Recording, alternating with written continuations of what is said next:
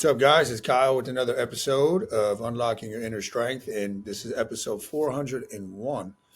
And I'm really excited today to have my now good friend, Dr. Tim Jackson. Dr. Tim, thank you for being with me, buddy. Thanks for having me, Kyle. It's a pleasure always. Yeah, man. And we met. Tim had reached out. Colty, our middle son, had Lyme's disease, and Tim saw that and reached out, and it was a big help in helping us kind of navigate that far as how to deal with that. And then as me and Tim kept talking, I was like, man, this guy, with a lot of similar views, knows what he's talking about. He's actually really up to date on a lot of things.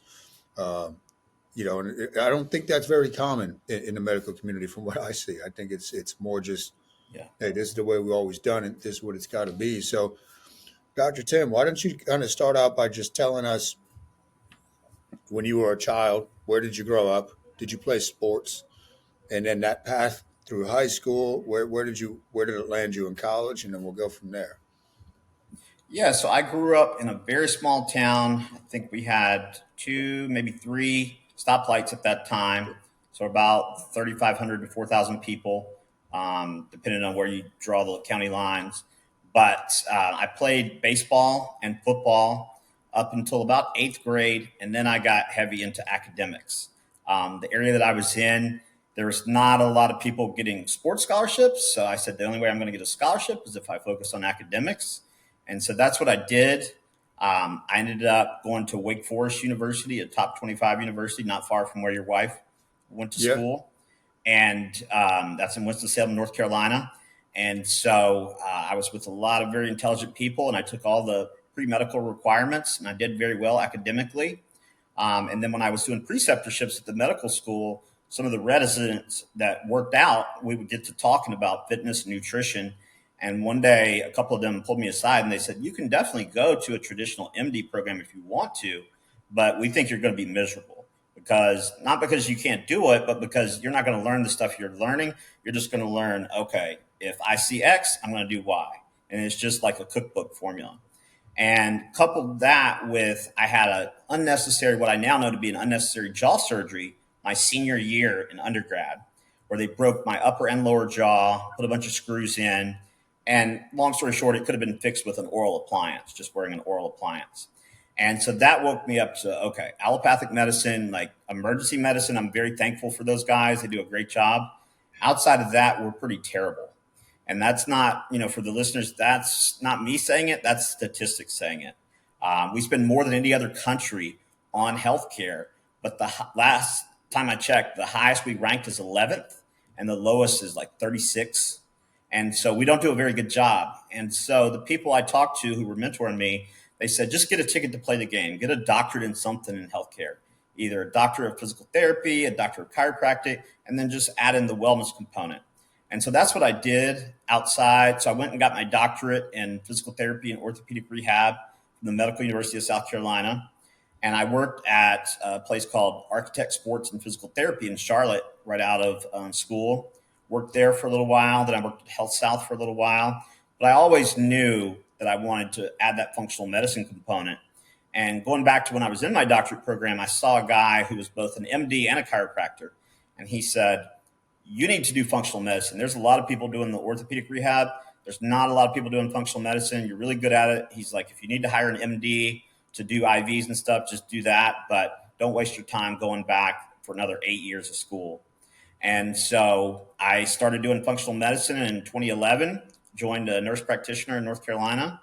And then I had another practice in Charlotte, or just outside of Charlotte in Huntersville, with an MD. And we co-treated the patients, and we would see them for different ailments. And we had hyperbaric oxygen therapy, the hard chambers. And the more I got into it, the more I realized there's a strong connection between performance and building muscle and, just everyday functioning. And a lot of people think, okay, you're dealing with pro athletes. Like, why would you work with kids with autism? Well, your mitochondria, the batteries of the cell, the powerhouses of the cell, they got to work. That's what allows me to talk right now. It's what allows you to think and listen. It allows us to lift weights. It allows us to sleep. Everything we do is controlled by the mitochondria. And so I went down that rabbit hole, and I've been virtual since late 2012, early 2013. And I've seen clients in up to 14 countries. I've been on a lot of cool summits, written for the Huffington Post. I've been featured in a documentary or docuseries on stem cells, and got to do a lot of really cool stuff. That's awesome, man. So before we really dive into the mitochondria and going down that, have a good one, dude. Um, with functional medicine, what is the path? So you had your doctorate in physical therapy. What did that entail? Was it a long process? I know you didn't have to go back, thank goodness, for like another 8 years. But I've always been fascinated by like functional medicine. I think it's so important. So what was that path? And then also tell us, Dr. Tim, like for people that don't know, what is functional medicine? Yeah, so functional medicine is simply root cause, or I should say, root causes medicine.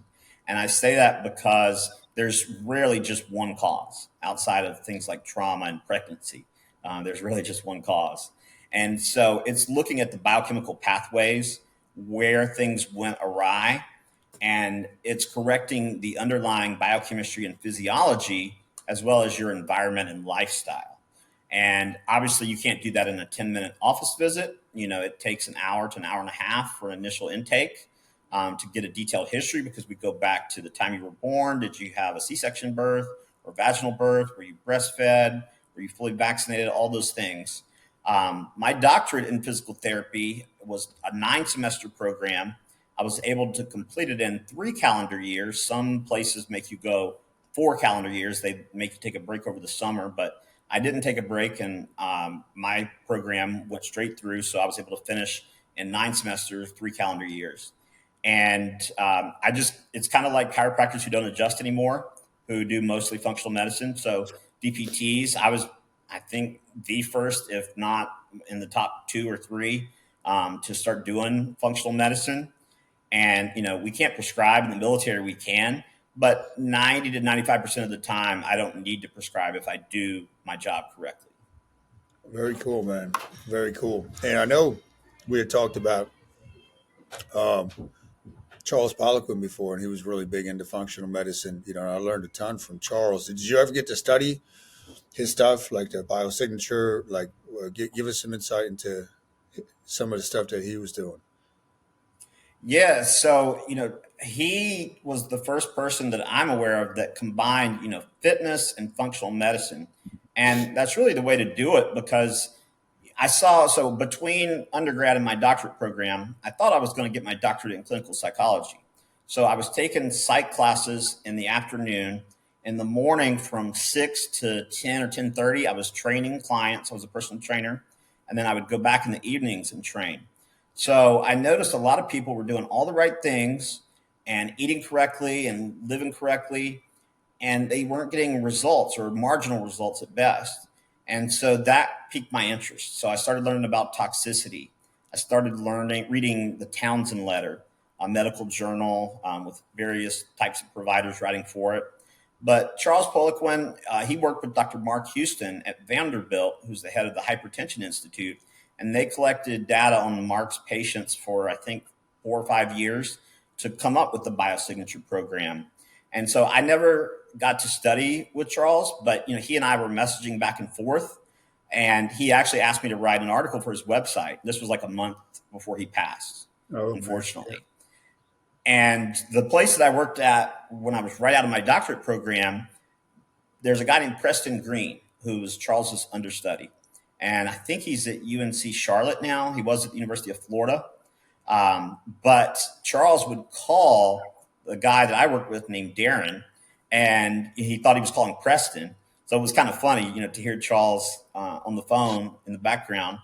But, a lot of people gave him hang for, saying, oh, this isn't correct, that isn't correct. But the reality is, the study, you are the study. So people can say, study this, study that. Well, there's no double-blind, placebo-controlled studies showing that parachutes work. But I'm not going up in a plane and jumping out without one. And most of the scientific discoveries that moved medicine forward were not through studies. It was scientific serendipity. Penicillin, for example, accidentally discovered, right? It was not like some hyper scientific, like we got to control all these variables, da da da da. And so Charles, yeah, he looked at everything from hormones, and for people who can't order hormone tests, he came up with the biosignature system. And in my experience, it was very accurate from the people I interacted with who had experience with it. And he was also doing things like IV vitamin C along with hyperbaric oxygen. I remember reading an interview with him on Testosterone Nation many years ago. And he was like, hang on a second, I got to get in the hyperbaric chamber.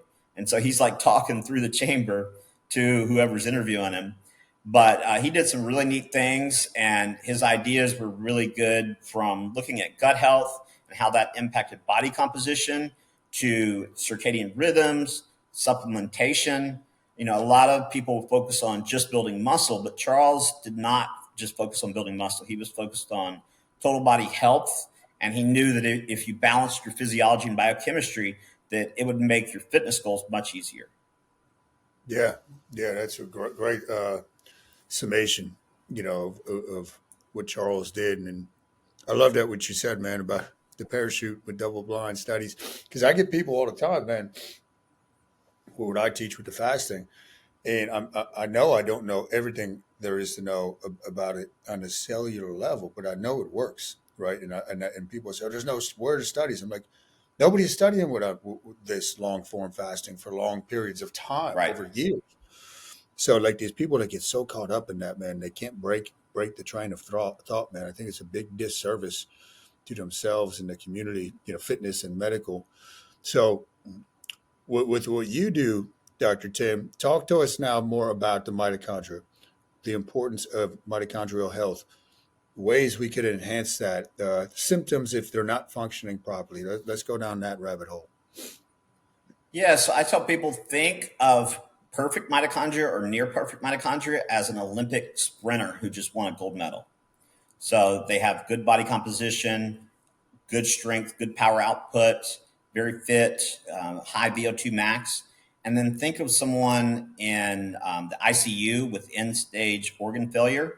That's going to be someone with poor mitochondrial health. So the more systems you have involved, the more likely the mitochondria are a culprit.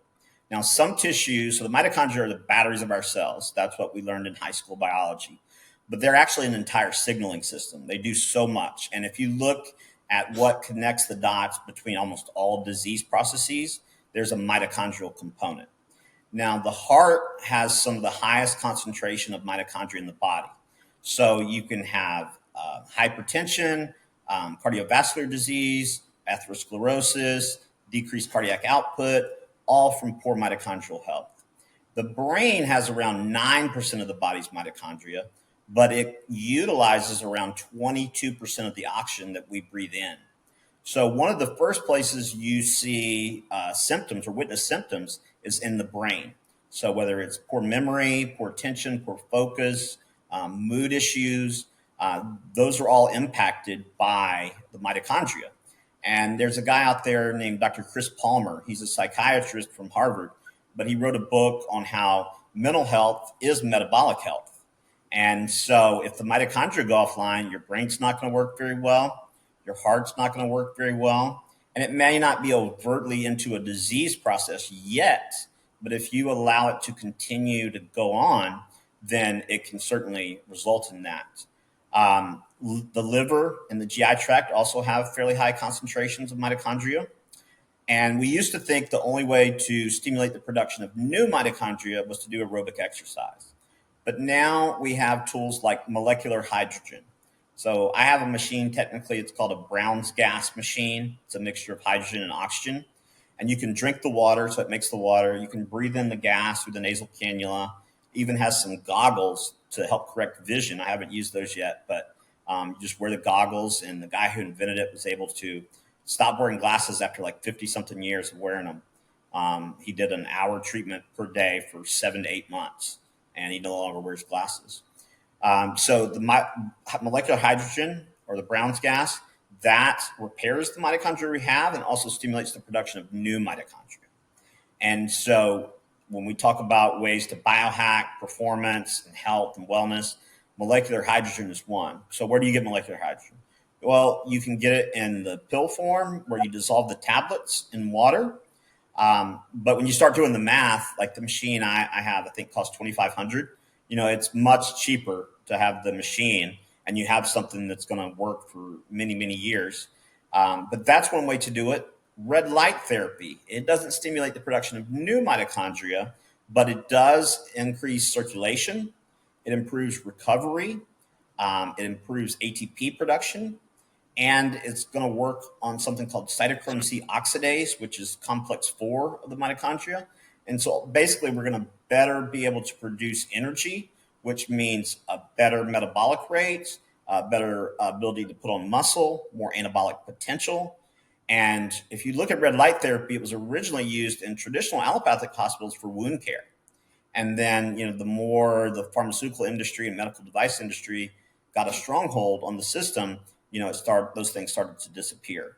But molecular hydrogen, red light therapy, cold, deliberate cold exposure, cold thermogenesis, getting in a cold tub, that helps the mitochondria. It produces cold shock proteins, it enhances the immune system, it decreases inflammation. So all of those things are going to help result in better body composition. Now, I'll be honest, I don't have a cold plunge tub. I'm kind of a weenie when it comes to the cold.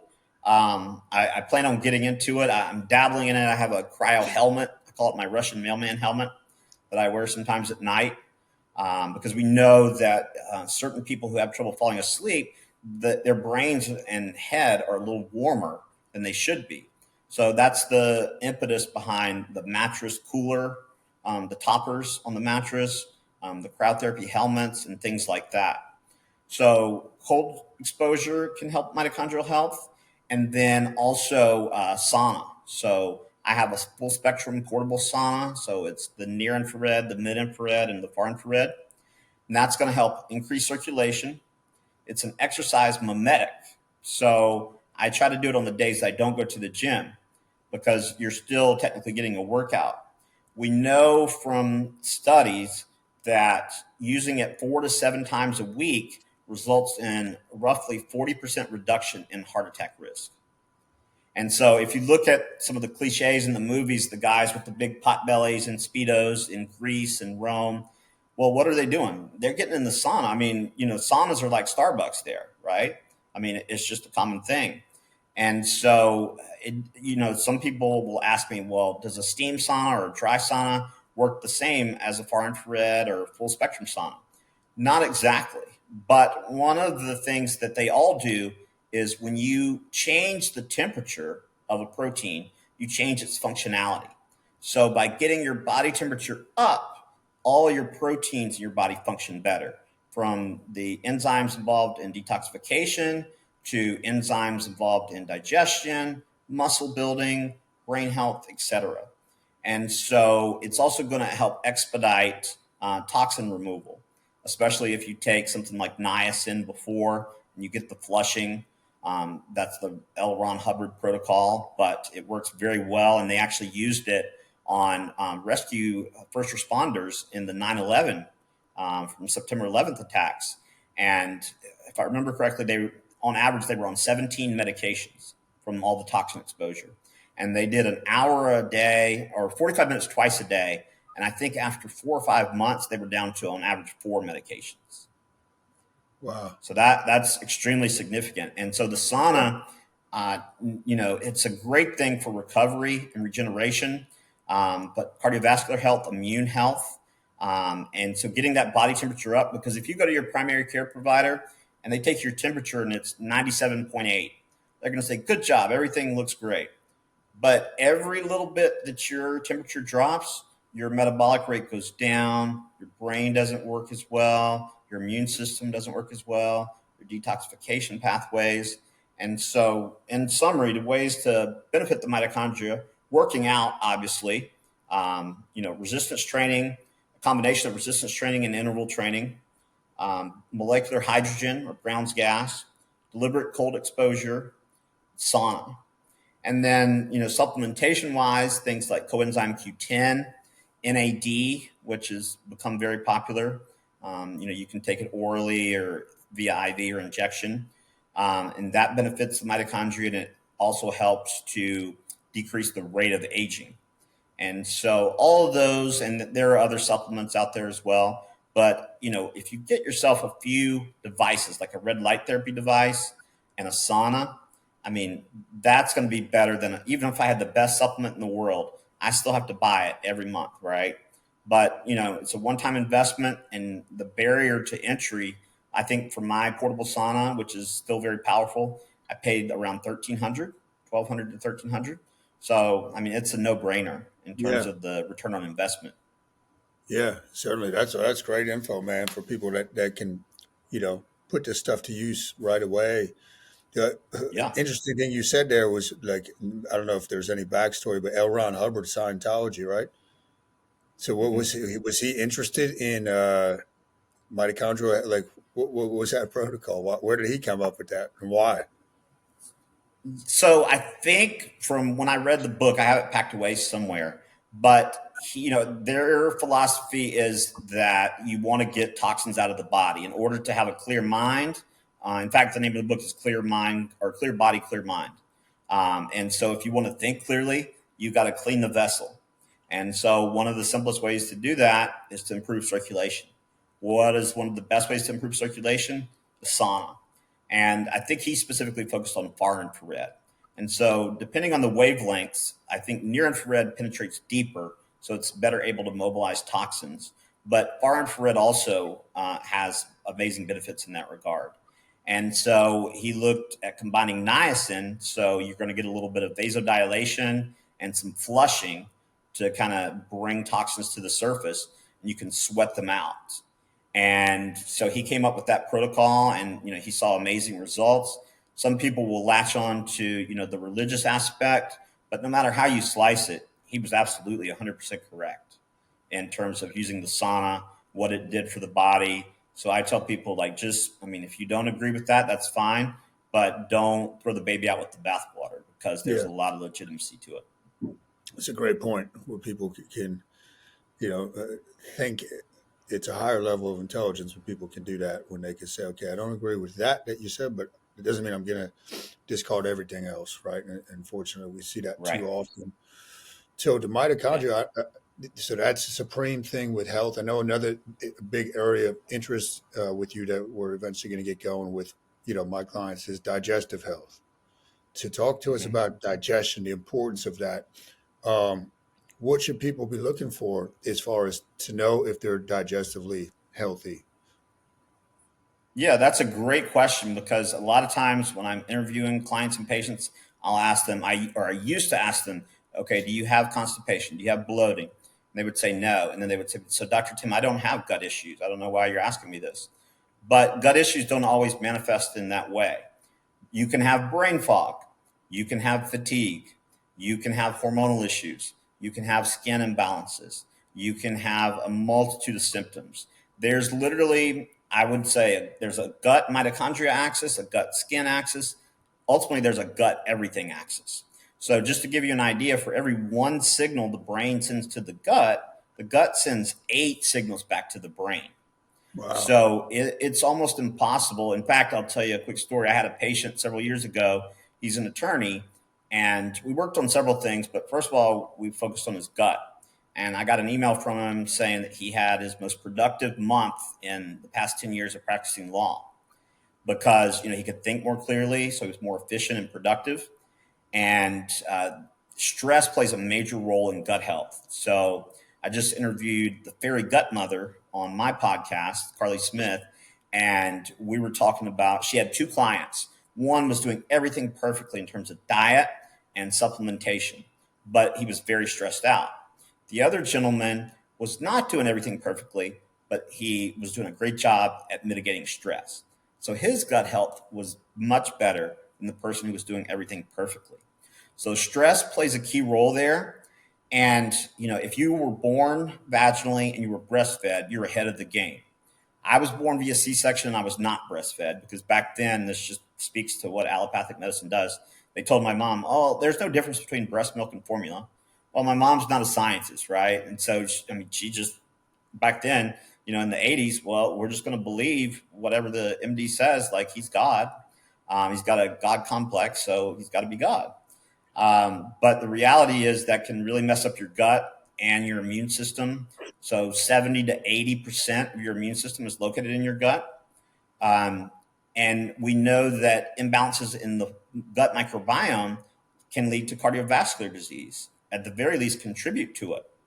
So when we talk about body composition, it's not necessarily, some people are so hyper focused on, I have to get X number of grams of protein per pounds of body weight or per pound of body weight. But if you're taking all that in, but you're not breaking it down, you're feeding the bad bugs. It's just going to sit and sort of ferment in the gut. And then you're going to have pathogenic overgrowth. That's going to lead to systemic inflammation. And when you're inflamed, that's going to add body fat. And so digestion, it does start with digestion, but you have to mitigate stress in order to achieve optimal digestion. So, I interviewed a guy who's the 3-time Canadian national bodybuilding champion. And he was way ahead of his time. Back in 2004, he started his company, supplement company, focusing on digestive enzymes. He has different ones for different types of nutritional templates you can follow, probiotics, prebiotics, etc. Because when we cook food, we denature the proteins, and that means the enzymes don't function well. I'm not saying everything you eat should be raw, but if you're not going to eat any raw food, you need to supplement with a digestive enzyme. And so that's, I have a colleague who he takes 2 cups of pudding. He did this on Instagram. And one, he added digestive enzymes, and he shows how it breaks down and, it's very easily assimilated. The other one, no enzymes, and it's just thick sludge. And so protein digestion is one of the most energy intensive processes in the body. And so what we really want to get to is not the protein, but the amino acid level. And so if we are taking in that protein, but we're not breaking it down to the amino acid level, and to, hit home with the listeners and viewers, leucine, isoleucine, valine, the branched chain aminos, those are really important for body composition, but so are the essential aminos, the ones our body cannot make. And when your body's under any sort of stressor, your body's job is to keep you alive. So all these other things like body composition, they put it on the back burner, or your body puts it on the back burner. And until you have enough essential amino acids on board again, then those reactions will start to slowly turn back on. And so GI health can affect everything from body composition, brain health, autoimmunity, even with things like Parkinson's and Alzheimer's. We know that imbalances in the gut microbiome precede that diagnosis by up to 2 decades. And so my step-grandmother passed from Alzheimer's back in 2014.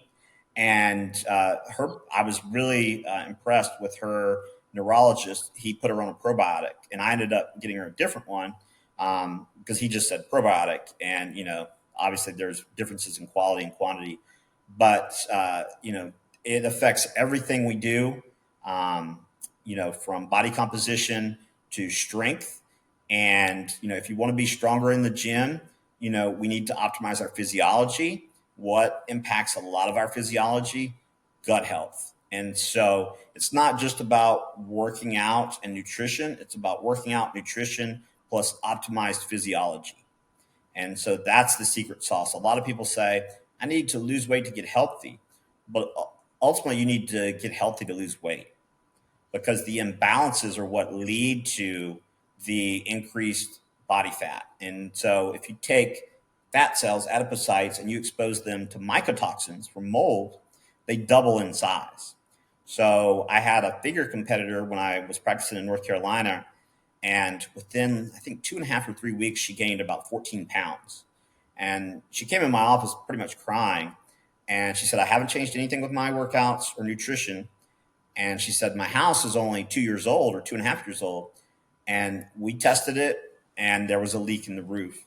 And so a lot of times the way homes are constructed, they throw them up really quick to turn a profit. And, we're left to deal with the ramifications. And so, the majority of American buildings and homes have some form of poor indoor air quality. It doesn't have to be mold. It can be other things. I have an air doctor behind me, and I have a dehumidifier running, even though it's winter. And during the summer, I have to empty both of them twice a day. So air quality plays a role, and not to jump around too much, but mold toxicity can negatively impact gut health. So if you have someone's digestive issues and you're working on doing all the right things and the needle's not moving, look for mold toxicity. Wow, that's fascinating, man. That's fascinating. So with the mold aspect, if somebody got tested, their house tested, and it comes back that, hey, there's some type of toxicity going on. So you have the air doctor, the humidifier. Like, what else can people do? Um, or do they have to revamp the whole house and spend tens of thousands of dollars? So, depending on the state, in some states it's illegal for the company that does the testing to also do the remediation because it's a conflict of interest. They would come in and say, "Oh yeah, we need to take down this." Well, let's just take down the whole house. But the reputable companies, they'll come in and they actually have a humidity meter, and they're able to look behind the walls without tearing anything down. So they can say, "Okay, yeah, there's moisture condensation here. There's none over here. There's a little bit over here." And probably the mistake most people make, and I made it in the past, but having people will have their houses or homes remediated, but they won't make any structural changes. So the question you have to ask is, what led to this in the first place? Like if there was a leak in the roof, okay, yeah, we got to fix the roof. But structurally, like with the land, you want the land to kind of slant away from the house. If it doesn't, water will start to pool into the foundation, and eventually that gets into the subflooring, and you have mycotoxins. And it affects everyone differently. So your genetics play somewhat of a role, but I've worked with families where 3 out of the 4 family members were severely affected, all in different ways. One family member had 0 symptoms whatsoever. And so what I would encourage people to do is to, ask around, ask the company you're thinking about using, what type of testing do they use? In general, you want to use 2 to 3 types of testing. Air sampling can be accurate if you have massive quantities of mold, but you want to look for the moisture condensation. And you also want to look at things like the washer and dryer, underneath the sink, things of that nature. And once you make those structural changes, keep the humidity level 50% or below. When it goes above 50%, that causes mycotoxins to grow sort of unchecked. But mycotoxins, I'll tell you a powerful story real quick. I spoke with an osteopathic doctor in Virginia about 2.5, 3 years ago, and she's certified in mold through Shoemaker's protocol and also in the Bredesen protocol for Alzheimer's. So she got a referral for a patient. This lady had a diagnosis of Alzheimer's. Well, this doctor told me, she said, something just didn't feel right. So she did the workup for mold, blood test, urine test, all that. She had mold toxicity. Fast forward 6 months later, Alzheimer's diagnosis gone. Wow. Wow. So it's nothing to mess around with, certainly. No. And if you look at brain scans of people with mold toxicity and people with MS, you can't distinguish between the two. No kidding. Yeah. That's something people definitely have to look into, right? Getting a Yeah. And the Air Doctor, and I have no affiliation with them, but they were kind of a game changer when they came on the market. I think I paid 400 and something for that one. But you'll see units out there from other companies all the way up to $5,000, even $6,000. It doesn't have to be cost prohibitive. And the Air Doctor, I mean, they have amazing customer service. They're always running sales, and it's an ultra HEPA plus carbon filter. So it's able to filter down to, I think, 0.09 microns. So it catches viruses, mycotoxins, dust particles, and it has a little beeper that lets you know when the filters need to be changed. But yeah, with mold toxicity, one thing I'd like to emphasize is that the majority of the time you can't see it or smell it. Stachybotrys, which is black mold, you can see that and you know that's deadly. It's a bioweapon. But let's take aspergillus, for example. It's one that it affects the entire body, but particularly the lungs, and you can't see it or smell it. And so that's one that's common, and it has nothing to do with how often you clean your house. I mean, that can play maybe a very minor role, but I know people who keep their homes immaculate and still have major mold problems. Jeez. So yeah, I know you told us about the air doctor. I got to get one. I have something small at home, but I want to get see which one you got. I think Yeah. get that for the house. Now, going back real quick to digestion, what should people, as far as their bowel movements, what should it look like? What should be the frequency, or is, like, give us your thoughts on that. Yeah, so they actually, Paul Chek talks about this. I did a distance continuing education course from him and Charles, scientific program design. I think that's where he mentioned it. But they actually had to change the definition of constipation because so many people were presenting to emergency rooms saying they were constipated and didn't have a bowel movement. So now they say if you don't have a bowel movement, I think it's every other day. But let's just stop and think about that for a minute. Like, look at animals in nature. They eat, and then an hour to 2 hours later, they're pooping. My little pug, she poops like a machine, like 4 or 5 times a day. And, she takes probiotics, she takes omega-3, she's a bougie pug. But in terms of bowel movements, I would say twice a day, both from a detoxification standpoint, right? We want to get those fat-soluble toxins out of there, but also a liver health standpoint. And when we have fecal matter that stays in the colon, it serves as food for the bad bugs. So we have bugs in there that are not necessarily good or bad, but depending on the environment and the terrain, they can go either direction. And if you have food stuck in there for too long, they can turn pathogenic, and then that creates other symptoms. But if you're not pooping, but once every 3 days, make the short-term goal going every day. And something I learned again from Paul Chek, but body weight squats, like if you take a Swiss ball, put it against your back against the wall, and you squat down below parallel, the right femur pushes fecal matter up the ascending colon because we're the only organisms on earth that have to push poop uphill. And so body weight squats is something I do. Then based on, the stool testing, we'll add digestive enzymes or betaine HCl, which is stomach acid, or replacement stomach acid, which decreases as we age. So we'll do those things. And then also stress mitigation. Because if you're in a fight or flight state, I have two sayings. You can't poop and you can't have an erection when you're running from a tiger. So if you're in a fight or flight state, you're not going to have, good libido, and your bowel habits are going to be off. And so mitigating stress, eradicating the stress you can, and then sort of reframing the way you look at the stressors you do have can go a long way towards bowel health. And another thing is just, it sounds really simple, but chewing your food more. And I've heard different numbers. I've heard as high as 54 times before you swallow your food.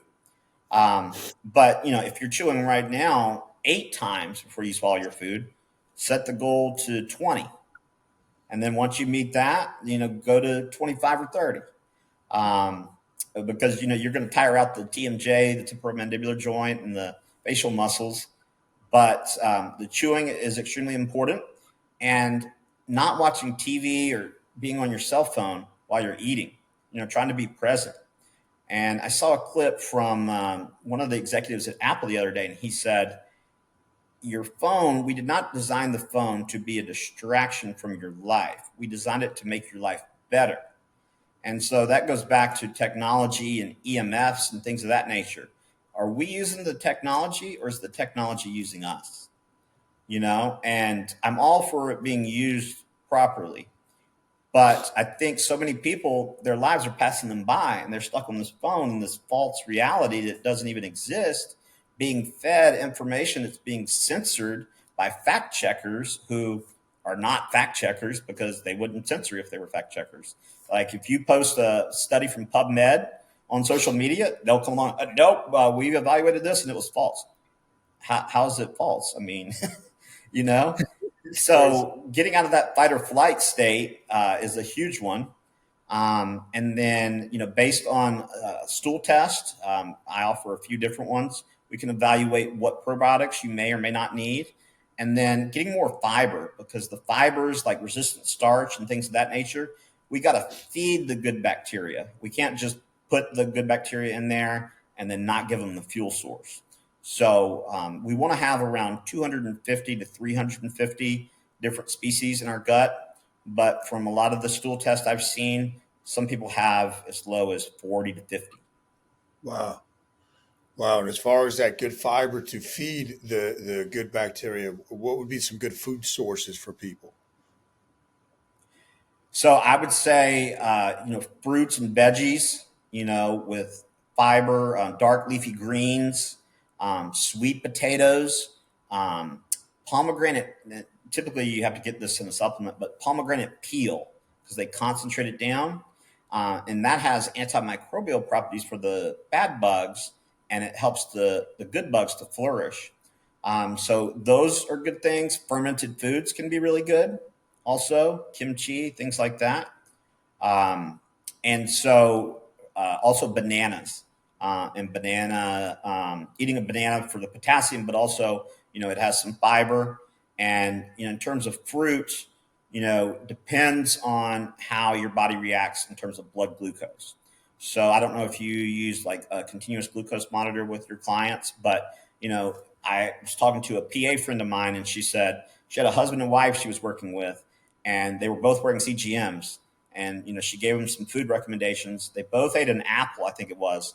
One's blood sugar went through the roof. The other's barely went up at all. So it just goes to show the biochemical individuality.